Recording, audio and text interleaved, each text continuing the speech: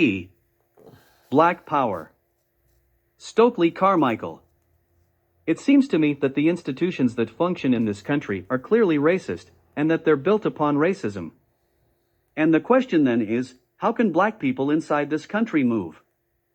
And then how can white people, who say they're not a part of those institutions, begin to move? And how then do we begin to clear away the obstacles that we have in this society that keep us from living like human beings?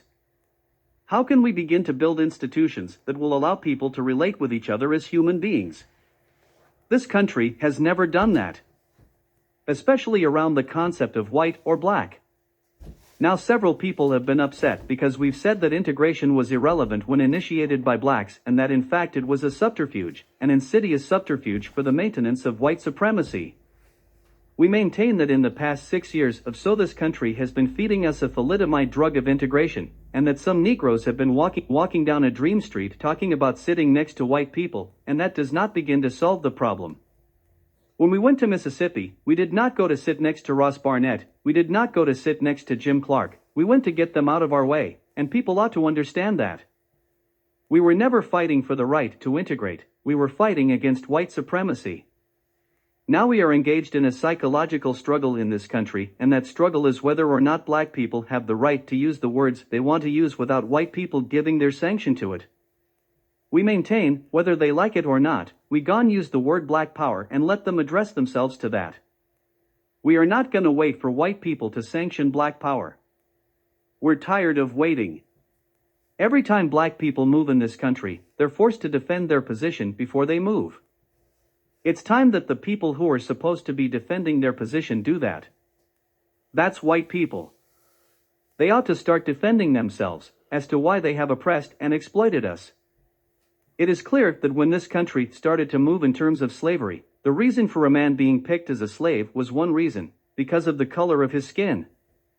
If one was black, one was automatically inferior, inhuman, and therefore fit for slavery. So that the question of whether or not we are individually suppressed is nonsensical and is a downright lie. We are oppressed as a group because we are black, not because we are lazy, not because we're apathetic, not because we're stupid, not because we smell, not because we eat watermelon and have good rhythm. We are oppressed because we are black, and in order to get out of that oppression, one must feel the group power that one has. Not the individual power which this country then sets the criteria under which a man may come into it. That is what is called in this country as integration. You do what I tell you to do, and then we'll let you sit at the table with us. And then we are saying that we have to be opposed to that. We must now set a criteria, and that if there's going to be any integration, it's going to be a two-way thing. If you believe in integration, you can come live in Watts.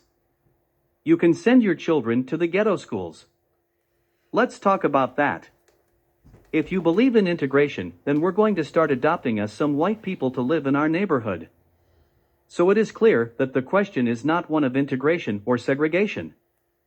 Integration is a man's ability to want to move in there by himself. If someone wants to live in a white neighborhood and he is black, that is his choice. It should be his right. It is not because white people will allow high. So vice versa, if a black man wants to live in the slums, that should be his right. Black people will let him, that is the difference.